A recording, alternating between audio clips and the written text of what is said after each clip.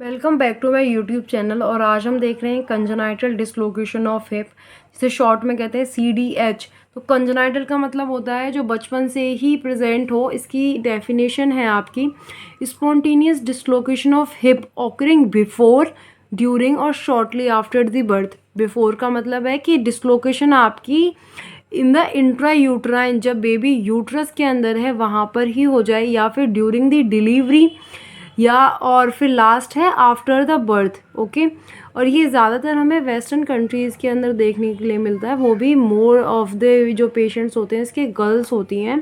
ठीक है, एक बार मैं आपको शॉर्ट रिव्यू करा देती हूँ कि जो हिप होता है उसका जॉइंट में क्या क्या होता है। ये होता है आपका एसिटाबुलम। ओके, ये वाला जो पार्ट है ये आपका डीप होता है। ठीक है, जितना ये ज़्यादा डीप होगा उतना ही इसका जो फीमर का जो हेड है ना वो इसके अंदर जा पाएगा। ठीक है, तो डिसलोकेशन के चांसेस ऑब्वियसली कम हो जाएंगे। अब यहाँ पर वेस्टर्न कंट्रीज़ के अंदर डिसलोकेशन ज़्यादा देखने के लिए क्यों मिलती है एंड एशियन कंट्रीज़ के अंदर कम मिलती है? बिकॉज जो पुरानी औरतें होती थी इंडिया के अंदर, वो बेबीज़ को इस तरीके से कैरी करती थी। तो इस तरीके में फ़ायदा ये है कि जो आपका जॉइंट होता है ना उसके अंदर कॉन्ग्रुएंसी बहुत हाईएस्ट पॉइंट पर होती है, क्योंकि यहाँ पर हिप जो है आपका एबडक्शन में है। ठीक है, तो जब एबडक्शन में है तो जो फीमर का हेड है वो ज़्यादा से ज़्यादा एसिटाबुलम के अंदर होगा, तो ऑब्वियसली डिसलोकेशन के चांसेस बहुत ही ज़्यादा कम है। अब हम इसके आगे और रीजंस देखते हैं कि और क्या क्या रीजंस होते हैं। सबसे पहले है hereditary predisposition to joint laxity. कुछ डिजीज़ेज ऐसी होती हैं, कुछ पैथोलॉजीज़ ऐसी होती हैं जो आपकी जनरेशन टू जनरेशन जाती हैं, जैसे कि इसका जो एसिटाबुलम है इसका सेलो हो जाना, मतलब कि ज़्यादा इसके अंदर डीप जो ये सर्कुलर है ना ये चीज़ नहीं रहेगी, ये बाहर बाहर से रहेगा, तो इसके अंदर क्या होगा, फिर हेड ज़्यादा अंदर नहीं जा पाएगा। तो ये है आपका hereditary predisposition to joint laxity. इसकी वजह से आपका लेग्स जॉइंट्स प्रेजेंट होंगे और एक स्पेसिफिक पोजीशन में आपका जो है हिप रहेगा। Second one which is very interesting, hormone induced joint laxity. इसमें हार्मोन्स की वजह से जॉइंट लैक्सिसिटी देखने को मिलती है। अब एक चीज़ और बता दूं कि लैक्सिसिटी मतलब होता है कि लचीलापन ज़्यादा आ जाना। ठीक है, लैक्स हो जाना, एकदम रिलैक्स।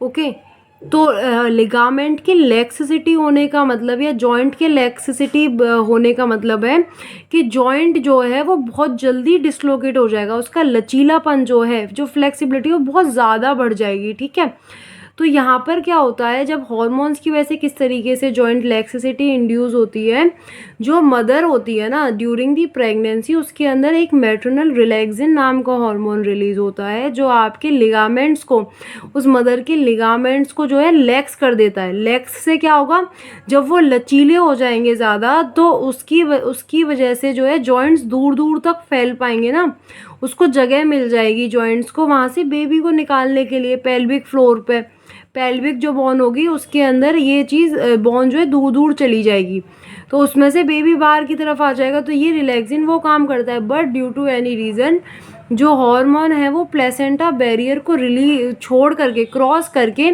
फीटस के पास चला जाता है, और अगर वो फीटस फीमेल होगी तो रिलैक्सिन जो है वहाँ पर ज़्यादा वर्क करेगा और उस फीटस फीमेल के अंदर भी जो है डिसलोकेशन के चांसेस बहुत ज़्यादा इंक्रीज हो जाएंगे। एक रीज़न है उसका, क्योंकि उसके अंदर भी रिलैक्सिन हार्मोन जब मदर बनती वो तब प्रेजेंट होता, बट बिकॉज वो प्लेसेंटा बैरियर को क्रॉस करके अभी से आ गया उसके अंदर, तो उसके जॉइंट्स जो हैं वो और ज़्यादा प्रोन टू डिसलोकेशन है।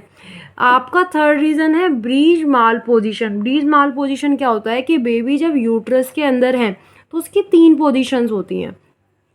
जो नॉर्मल होती है आपकी वो क्या होती है कि हेड जो है वो आपका सर्विक्स की तरफ प्रेजेंट होगा, और जो डॉक्टर है वो आपका हेड को पकड़ के बाहर की तरफ निकालेगा। बट इसमें बाकी 2 पोजीशंस और होती हैं, जिसमें से एक है ब्रीच माल पोजीशन। इसमें क्या होता है कि जो हेड होता है वो तो ऊपर वाले यूट्रस की तरफ होता है और सर्विक्स की तरफ इसके लेग्स होते हैं, तो जो डॉक्टर्स होते हैं उनको इनके पैरों को पकड़ करके वो करना पड़ता होगा, ठीक है, या फिर वो उसको रोटेट करके निकालते होंगे। वो हमारा पॉइंट ऑफ कंसर्न नहीं है। हमारा पॉइंट ऑफ कंसर्न यहाँ पर ये है कि यहाँ पर ऐसा क्या हो रहा है कि इसके अंदर डिसलोकेशन के चांसेस बढ़ेंगे। तो वो ये हो रहा है कि ये जो यूट्रस है ना, ये यूट्रस इनसाइड इस पे एक प्रेशर लगाएगा इसके फोर्स पर, जिसकी वजह से इसके हिप लिगामेंट्स लैक्स हो जाएंगे और डिसलोकेशन की तरफ प्रोन होंगे, ठीक है, डिसलोकेशन होने के ज़्यादा चांसेस हो जाएंगे, ठीक है, क्योंकि इस तरफ एरिया कम होता है ना, ऊपर की तरफ से तो जो आपका यूट्रस होता है उसका साइज़ ज़्यादा बड़ा होता है और नीचे की तरफ कम हो जाता है। अब जब पैर इसके यहाँ पर प्रेजेंट है तो ऑब्वियसली जब फोर्स इस पर यहाँ लगेगी तो इसके जो जॉइंट होगा उसकी पोजीशनिंग बहुत चेंज हो चुकी होगी, ठीक है। तो अब हम आगे देखते हैं क्लिनिकल फीचर्स क्या हैं। क्लिनिकल फीचर्स इसके 3 उसके अंदर ब्रॉडली डिवाइडेड हैं कि एट दी बर्थ क्या होगा, आप रूटीन स्क्रीनिंग होगी, देखिए ना पड़ेगा कि क्या कोई सिम्टम्स या कुछ ऐसा चीज़ देखने के लिए तो नहीं मिल रही है। जो आपका पेडिट्रिशियन होगा वो नोटिस करेगा कोई भी साइन ऐसा डिसलोकेशन वाला अगर बेबी के अंदर देखने के लिए मिल रहा है तो वहाँ पर वो उसके ट्रीटमेंट की तरफ प्रोसीड करेगा। दूसरी चीज़ है अर्ली चाइल्डहुड के अंदर कि आफ्टर डिलीवरी कुछ टाइम के बाद वो देख रहा है कि asymmetry of crisis of grown, ठीक है, इसको मैं भी आपको दिखाती हूँ। ये जो है इसके अंदर एसिमेट्री देखने के लिए मिल रही है ना आपकी थाई फोल्ड्स को, इसी को क्रिसिस बोलते हैं। अब इसके अंदर क्या होगा कि एक के अंदर तो सिर्फ एक है और ये जो दूसरा पैर है इसके अंदर 2-3 बनी हुई है, तो यही है आपकी एसिमेट्री जो आपको आफ्टर चाइल्डहुड मतलब in the during the childhood देखने के लिए मिलेगी। ओके, दूसरी चीज़ है कि जो रेंज ऑफ मोशन होगा ना इफेक्टेड लिम्ब का वो कम हो जाएगा। थर्ड वन कि जो साउंड होगा जब भी आप हिप को मूव करके देखेंगे तो उसका जो पैर है वो एक साउंड को प्रोड्यूस करेगा, क्लिक साउंड को प्रोड्यूस करेगा, जैसे हड्डी से हड्डी वो करती है तो एक क्लिक चट वाला साउंड प्रोड्यूस होता है उस तरीके से, ठीक है। दूसरा है ओल्डर चाइल्ड के अंदर क्या होगा, ये चीज़ जब दिखाई देगी ओल्डर चाइल्ड के अंदर, मतलब काफ़ी बड़ा हो चुका है बेबी, 2 साल के अराउंड पहुंच गया है, जब वो चलना शुरू कर देगा चलते टाइम क्या होगा उसकी पेकुलर गेट हमें देखने के लिए मिलेगा, प्लस लिम्पिंग मतलब कि उसका लंगड़ाना देखने के लिए मिलेगा, ठीक है। अब देखते हैं इसकी एग्जामिनेशन के लिए हमें क्या क्या चीज़ें देखनी है। एग्जामिनेशन में 2 टेस्ट होते हैं, एक होता है Barlow's test and second one is Ortolani test, ठीक है। थर्ड वन है limitation of abduction of hip, जो है बेबी एबडक्शन नहीं कर पाएगा, ठीक है। और fourth one is Trendelenburg test जो है वो पॉजिटिव होगा। देखो इस इमेज के अंदर हमें प्रॉपरली दिखा रखा है बार्लोस टेस्ट के अंदर क्या करना होता है। बेबी के जो है लोअर लिम्ब को इस तरीके से पकड़ते हैं, जो आपकी फिंगर्स होंगी ना, डॉक्टर की फिंगर्स होंगी, वो ग्रेटर ट्रोकेंडर पर जा कर के रखी जाएंगी और जो नीज़ हैं उसको 90 डिग्री फ्लेक्स करके और जो आपका थंब है उसको आप एंटीरियरली रखेंगे। तो क्या करना है, धीरे धीरे 90 डिग्री पर रखा पैर को फ्लेक्शन में नीज़ को, फिर धीरे धीरे उसको एबडक्ट करना है और पीछे की तरफ से एक आगे की तरफ फोर्स लगानी है, बहुत हल्की जेंटल प्रेशर लगाना है वाइल द एग्जामाइन। और जब वो उसको पुश आउट करने की कोशिश करेंगे तो यहाँ पर एक आपको एक जैसे ऐसा सुनाई देगा कि वो जो है जो आपका हिप जॉइंट है वो आगे की तरफ मूव कर रहा है, ठीक है। वो चीज़ उसको डिसलोकेशन फील होगी, slip out of the acetabulum जो है वो चीज़ उसको महसूस होगी जो उसको कर रहा है, ठीक है, डॉक्टर को। प्लस यहाँ पर एक साउंड भी प्रोड्यूस होगा, वो क्लिकिंग वाला जो साउंड है वो भी सुनने को मिल सकता है। ओके, तो ये वाले चीज़ जो है ये आपके बार्लोस टेस्ट के अंदर अगर नॉर्मल होगा तो ऑब्वियसली आपको जो आगे वाली फील है कि पुश आउट वाला जो फील है वो नहीं आएगा, और अगर है CDH है तो यहाँ पर आपको जब आप आगे की तरफ एक्सर्ट करेंगे थोड़ा सा प्रेशर तो आपको ऐसा लगेगा कि जो हिप जॉइंट है वो आगे की तरफ निकल रहा है। ओके, अब इसके 2 पार्ट्स होते हैं, पहला तो ये वाला हो गया जो मैंने भी आपको एक्सप्लेन किया। सेकंड पार्ट इस टेस्ट का होता है कि आप हिप को भी 90 डिग्री फ्लेक्शन में लेकर के जाएंगे और पूरी तरीके से अडैक्ट कर देंगे, ठीक है। फिर वहाँ पर एक जेंटली प्रेशर को लगाएंगे, थाइस को जेंटली एबडक्ट करेंगे और जो एग्जामिनर होगा वो अपने हाथ से पुल करने की कोशिश करेगा ट्रोकेंडर को with the gentle pressure forward position में, ठीक है। तो यहाँ पर उसको एक साउंड सुनाई भी दे सकता है, बस डिफरेंस ये है कि यहाँ पर आपका हिप भी 90 डिग्री फ्लेक्शन में जाएगा और पहले वाले पार्ट के अंदर सिर्फ नी जा रही थी। अब देखो ट्रेनलेन-वर्क साइन जो है वो आपका ओल्डर बेबी के अंदर कराया जाएगा जब वो चलना शुरू कर रहा है। तो बच्चे से बोला जाएगा कि जो पैर सही है ना उस वाले पैर पर वो खड़ा हो जाए। जब वो जो सही पैर है उस पर खड़ा हो जाएगा तो सॉरी सही वाला पैर नहीं, मतलब जो उसका इफेक्टेड लेग है ना उस पर खड़ा हो जाए, ठीक है। जब वो उस पर खड़ा होगा तो अपोजिट साइड का जो ASIS जॉइंट है वो नीचे की तरफ डिप कर जाएगा, तो इसको बोलते हैं हम ट्रेनलेन-वर्क टेस्ट पॉजिटिव है। इफेक्टेड लेग पर खड़ा होगा, ठीक है, एक लेग पर खड़ा हो गया, दूसरा वाला हवा में है। जब वो खड़ा होगा तो अपोजिट साइड का जो ASIS है, ASIS जो है वो नीचे की तरफ डिप कर जाएगा। ओके, तो इसको बोलेंगे कि ट्रेनलेन-वर्क टेस्ट जो है पॉजिटिव है। देखते हैं रेडियोलॉजिकल फीचर्स जो हमें रेडियोलॉजिकल इन्वेस्टिगेशन में पता लगेगी, ठीक है, जैसे एक्सरे वगैरह हो गए उसके अंदर। तो यहाँ पर देखो एक चीज़ बहुत ध्यान रखने वाली है कि यहाँ पर एंटीरियर पोस्टीरियर व्यू नहीं चलता है, यहाँ पर एक अलग व्यू है, वो है वॉन रोजेंस व्यू, ठीक है। इसके अंदर जो है आपका जो हिप होता है उसको एबडक्शन के साथ साथ इंटरनल रोटेशन में रखा जाता है, जो प्रॉपर एक आपको लॉन्गिट्यूडनल एक्सिस पे एक व्यू देता है आपके हिप का और फीमर और एसिटाबुलम का, ठीक है। नॉर्मल जो व्यू होता है उसमें उतना अच्छे से नहीं दिखेगा, इसीलिए यहाँ पे वॉन रोजेंस व्यू यूज़ किया जाता है एक्सरे के लिए। ओके, जो एपिफाइसिस ऑफ फेमोरल हेड है वो ऑसिफाइड नहीं होती है लेस देन 1 ईयर में, ठीक है। जो 1 ईयर तक वो होता है आपका बच्चा, अगर 1 ईयर का है तो उससे कम में उसकी जो है फेमोरल हेड नहीं ऑसिफाइड होगी, इसीलिए डिफ़िकल्ट होता है डिसलोकेटेड हिप को देख पाना प्लेन एक्सरे में। ओके, तो इसीलिए हम यहाँ पे वॉन रोजेंस व्यू को यूज़ करते हैं। दूसरी चीज़ है अल्ट्रासाउंड एग्जामिनेशन जो है वो यूज़ करी जाती है जब बेबी का बर्थ होता है ना, उसी टाइम पे बर्थ के टाइम पर अल्ट्रासाउंड एग्जामिनेशन करी जाती है। ओके, अब हम देखते हैं कि हम इम्पॉर्टेंट चीज़ क्या देखेंगे एक्सरे की फाइंडिंग्स के अंदर। तो ये 4 चीज़ें हैं इंपॉर्टेंट जो हम देखेंगे।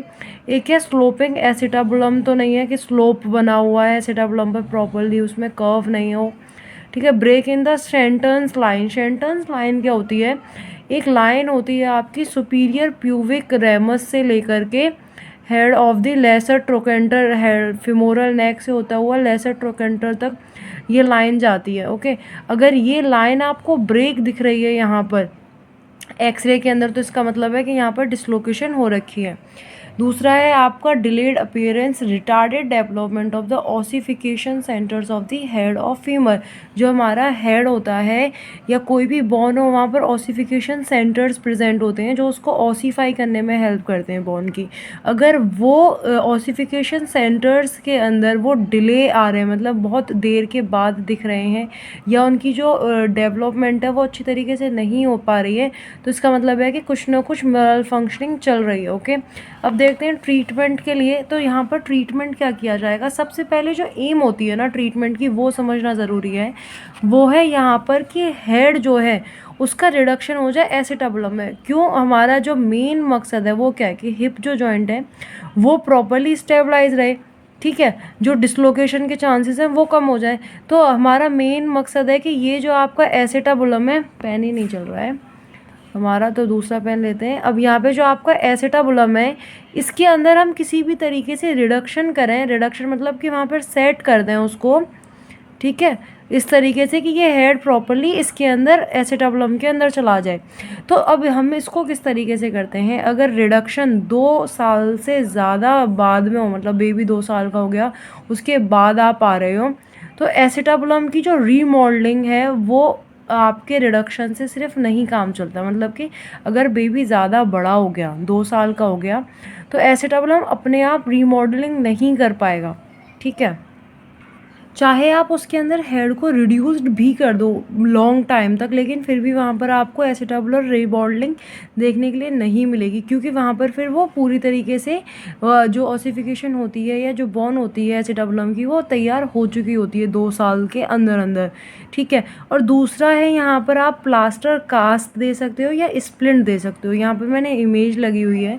एक चीज़ और मैं आपको बताना चाहूँगी कि कास्ट और स्प्लिंट के अंदर अंदर क्या होता है, जो कास्ट होता है ना वो बाय डॉक्टर लगाया जाता है, और वो कोई भी नहीं हटा सकता कि आपने अभी लगाया 2 घंटे बाद हटा दिया, नहीं।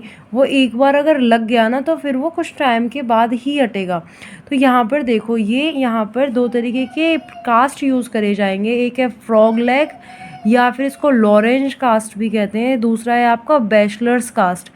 तो यहाँ पर एक चीज़ ध्यान रखो कि इसके अंदर जो है मेन जो एम चल रही है वो यही चल रही है कि पैर आपके एबडक्शन के अंदर रहें, जो बेबी के लेग्स हैं वो एबडक्शन के अंदर रहें। अगर वो एबडक्शन के अंदर रहेंगे तो जो आपका कॉन्ग्रुएंसी का लेवल है ना आपकी बोन का, वो उसका अच्छे से बना रहेगा इस तरीके से, ठीक है। उतना ही ज़्यादा हेड ऑफ द फीमर आपका एसिटाबुलम के अंदर प्लेस्ड रहेगा जितना वो एबडक्शन के अंदर एक पर्टिकुलर रेंज में रहेंगे, ओके, एंगल पर।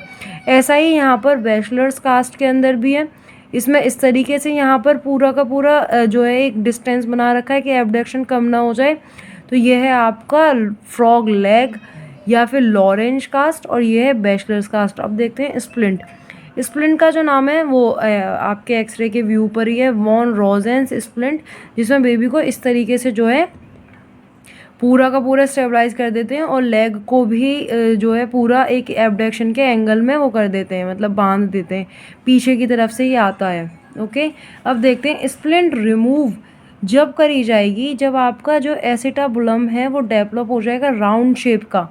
फिर रिमूव करने के बाद भी अंडर ऑब्जर्वेशन रखा जाता है बेबी को 2 से 3 साल के लिए, कि कहीं रीऑकरेंस देखने के लिए तो नहीं मिल रही है उसके अंदर, ओके। अब यहाँ पर देखो, ये तो हो गया आपका एक मेथड के विदाउट एनी सर्जरी।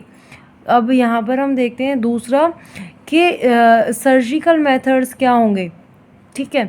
ये तो आपका ये था कि आपका एक बार रिडक्शन हो गया, एसिटाबुलम का रिडक्शन हो गया, उसके बाद आप किस तरीके से मेंटेनेंस करोगे, ठीक है। मेंटेनेंस के तरीके थे स्प्लिंट्स और कास्ट लगाने के। अब देखते हैं कि सर्जिकल प्रोसीजर्स क्या हैं रिकंस्ट्रक्शन करने के, दोबारा वहाँ पर एसिटाबुलम को बनाने के। तो देखो 3 तरीके हैं।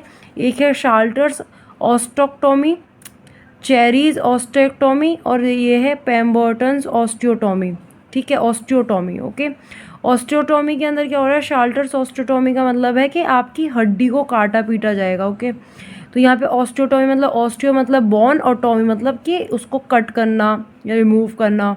तो शाल्टर्स ऑस्टियोटोमी के अंदर क्या होता है कि यहाँ पर ये जो आपकी बोन है ना, पेल्विक बोन है, इसके अंदर एक इस तरीके से ब्लॉक लगा देते हैं, बोनी ब्लॉक ग्राफ्ट लगा देते हैं, जिसकी वजह से यहाँ पर जो इसकी डीपनेस है ना वो इंक्रीज़ हो जाएगी, इसका एंगल इंक्रीज़ हो जाएगा, जिसकी वजह से यहाँ पर ये ज़्यादा जो फ्यूमर का हेड है वो अंदर चला जाएगा। फिर है आपका चेरीज ऑस्टियोटोमी, यहाँ पर थोड़ा सा इसको डिस्प्लेस कर देते हैं, इस वाले एरिया को जो है थोड़ा सा अंदर की तरफ डाल देते हैं, और ऊपर वाला इस तरफ चला जाता है। तो यहाँ पर भी एक एंगल, मतलब डायरेक्टली और इनडायरेक्टली हमें यहाँ पर एंगल बढ़ाना है किसी भी तरीके से, सर्जिकल प्रोसीजर से भी।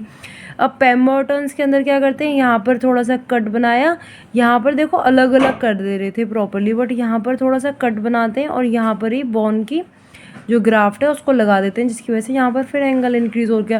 तो ये थे 3 acetabular reconstruction procedures. Thank you so much for watching my video. अगर आपको समझ में आया हो तो सब्सक्राइब कर देना।